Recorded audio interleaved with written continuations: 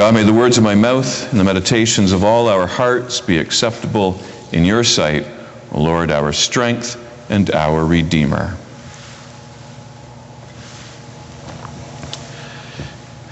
Insomnia. I imagine that insomnia may have saved Nicodemus. I imagine Nicodemus in his insomnia, unable to sleep, lying awake in bed, something on his mind, and I'm sure he always had a lot on his mind because he always had something to be uneasy about in his job. He had the most important job in the entire nation. He was a member of the Sanhedrin, the great Sanhedrin, one of 71 elders, 71 influential men, 71 of the most powerful people in the nation beyond the occupying forces. He was like a judge, like one who sat on the Supreme Court. And so with that power and great responsibility came always something to think about. A steady stream of people needing help, seeking justice, wanting answers to their theological questions. Just imagine the crying criminals before them being sentenced, the pleading mothers for their children's well-being. As a member of the Sanhedrin, he was a member of the court of last resort, and you know how it is. No one is ever happy with the decision of a court of appeal. Always something to worry about, always someone disappointed. And if it wasn't enough there in Jerusalem with the great Sanhedrin, there's always the politics in the local communities throughout the rest of the land where the lesser Sanhedrin would meet. Lesser politics, but still always something nattering and complaining. And you know how it is dealing with local politics. And then within the Sanhedrin themselves, the split between those who were Pharisees and those who were Sadducees, who couldn't reach any agreement without all kinds of endless compromise and horse swapping. Always something to worry about. Always something to keep you lying awake at night, unable to sleep. And there was Nicodemus in his bed, something on his mind long into his sleepless night. I imagine that the insomnia, it didn't come on all at once. It wasn't just suddenly full-blown. The symptoms would have snuck up on him slowly. You know how it is. It comes with age. Not like a broken bone or an appendix bursting all of a sudden, but it creeps in over the years. And at first, there's that difficulty falling asleep when your head hits the pillow, and you try counting sheep, and then you're looking at the ceiling, looking at the stucco, trying to see patterns that aren't there. And then you wake up in the middle of the night, waking during your sleep, and you try to think yourself back to sleep, but it doesn't work. And then you wake up restless, and for the rest of the day, the lack of sleep starts to creep into the rest of your day, impacting how you function. The daytime tiredness or sleeplessness bleeds into your relationships, and you find yourself irritable or depressed or anxious, and that starts to bleed into your work, difficulty paying attention, focusing on tasks, or remembering. And that was so important for Nicodemus. With all of those important decisions he needed to make, necessary for his job, you can't lose focus. You can't forget to quote something properly. You can't forget your case law.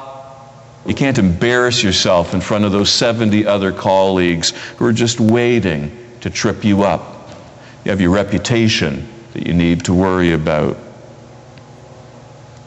And so now Nicodemus, lying awake in his bed, not only having difficulty sleeping, but worrying that he's having difficulty sleeping. And on top of all that, one more worry on his mind this particular evening. This man called Jerusalem this man named Jesus, who's arrived in Jerusalem for the Passover, with these troubles following him wherever he goes. Rumors of a wedding at Cana, of turning water into wine. And then at the Passover feast, Jesus on the temple floor, on the court of the temple, turning over tables, angry at the money changers, and crowds watching and hearing these rumors and pointing to the miraculous signs as evidence that this man, he must be a prophet, and whispers that maybe he is the Messiah. Leading to the question, who is this Jesus? Keeping Nicodemus awake at night, rolling around in his mind water to wine and tables overturned. Any magician could turn water into wine because drunk crowds are the easiest to fool. And any zealot can overturn a table. And truth be told, we all privately want to do the same. But this man was brave and courageous enough to do what we couldn't do. And Nicodemus in his bed is thinking, the crowds, they're free to be amazed and entertained by a parlor trick. And the crowds dangerously are free to be agitated by protest theatrics. But Nicodemus knows that as a member of the Sanhedrin, the great Sanhedrin, he doesn't have that luxury because he's expected to have answers. He's expected to have an answer to the question, who is this Jesus? He's expected to be the judge of what does come from God and what does not.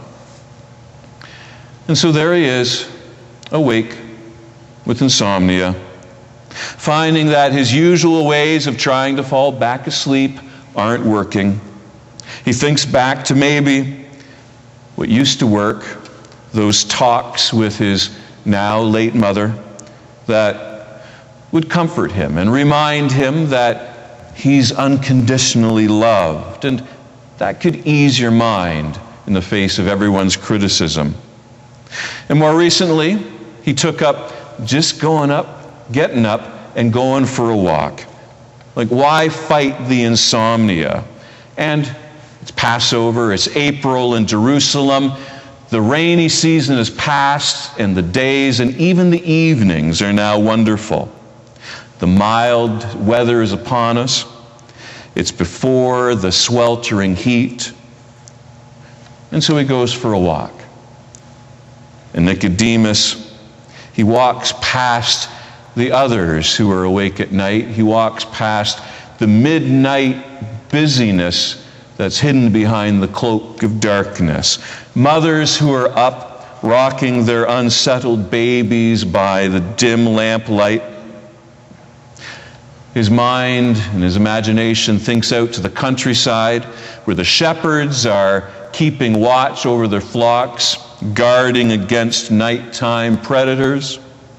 And his imagination goes even further into the reaches of the nation to the Sea of Galilee, where he knows that the fishermen are out on the nighttime waters where it's best to fish, because that's when you catch the fish, because they don't see the nets.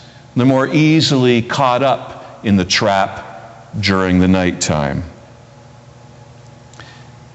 And Nicodemus looks up from his walk, and suddenly he finds himself outside of the door where he knows that Jesus is staying. He wasn't planning on visiting Jesus, but maybe the nighttime is a good time to catch up with this new man of the town. He sees a light on, decides, let's have a conversation. There's no harm in knocking on that door. And the conversation begins. And Nicodemus knows he wants Jesus to know that he's not coming of his own accord, that he represents the great Sanhedrin, that he has allies who are powerful. He wants Jesus to know, maybe there's work for you. Maybe, as an influential man of Galilee, that we've got a place for you back in your hometown on one of the local Sanhedrins, where a person of your influence could help to settle things down. Maybe you could serve a greater purpose. And so Nicodemus lets Jesus know that he's speaking for more than himself. That he's speaking for those who are more powerful. And he says to Jesus, we've been watching you. We see the signs that you do. We know that you are a great teacher. And we know that you come from God. Nicodemus introduces himself with that royal we. And Jesus says in return to that we, so what?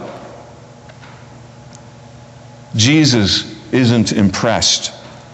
So what? With those words, he brushes aside the royal we with a divine I. I tell you that you cannot see God's power.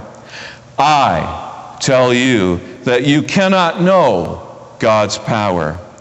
I tell you, verily, verily, I say unto you that you must be born anew. You must be born from above. You must be born of water. You must be born of the Spirit. This life is not enough. So what with your royal we?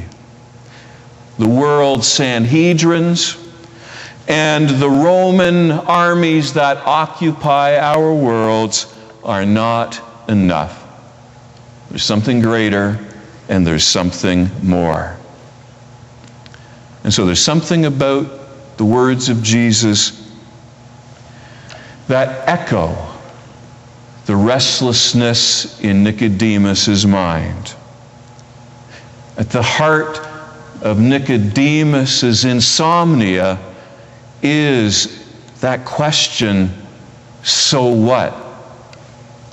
So what that I'm one of the most influential men in the nation?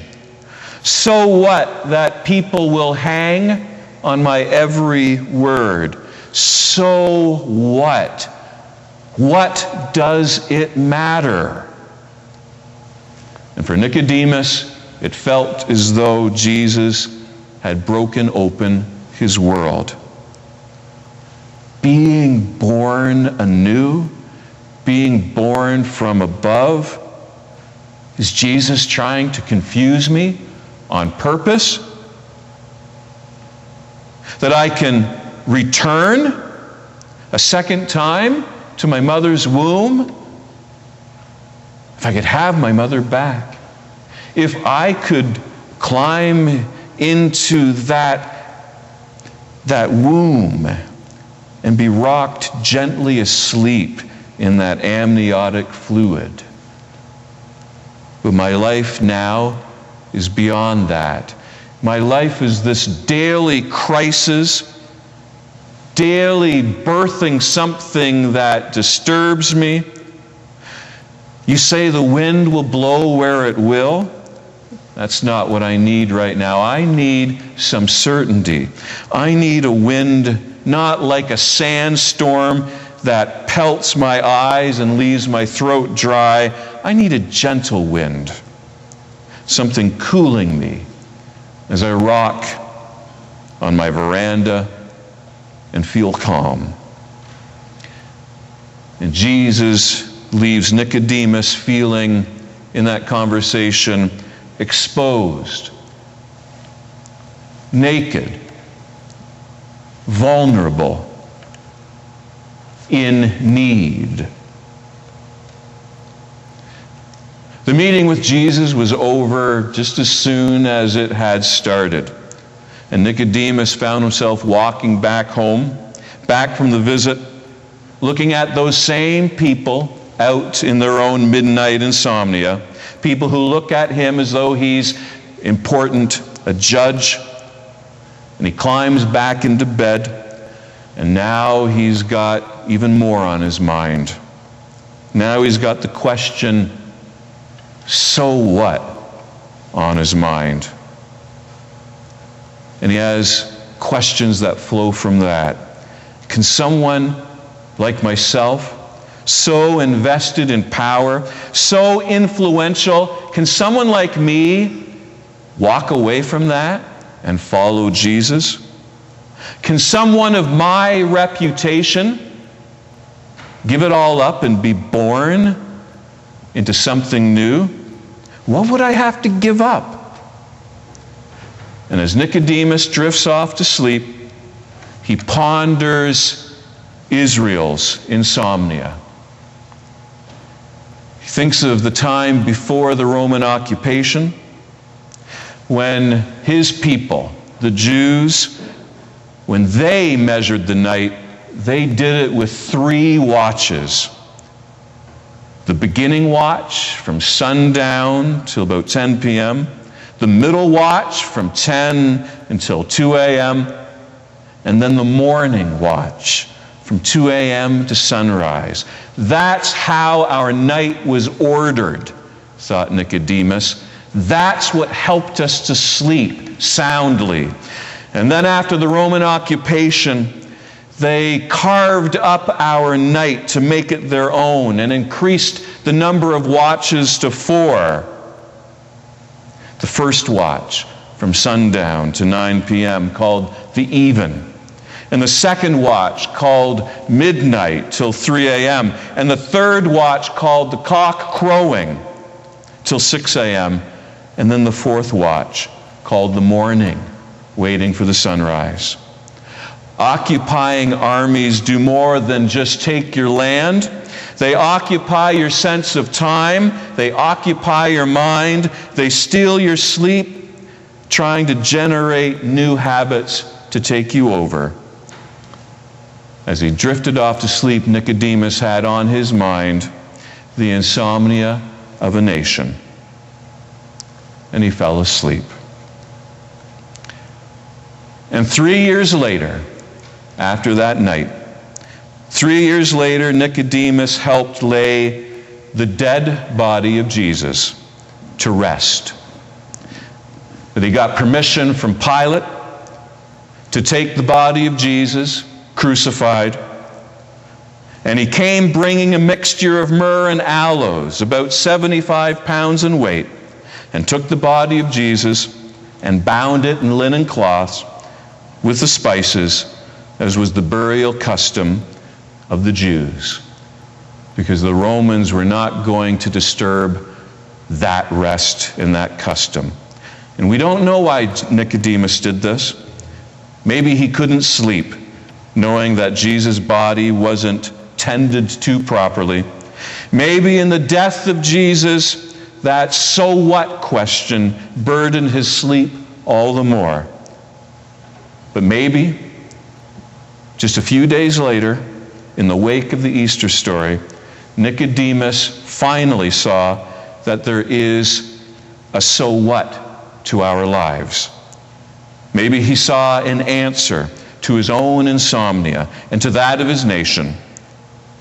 That when we can let go and we can fall asleep in this life and know that we will awaken, that sleep will not be permanent. Amen.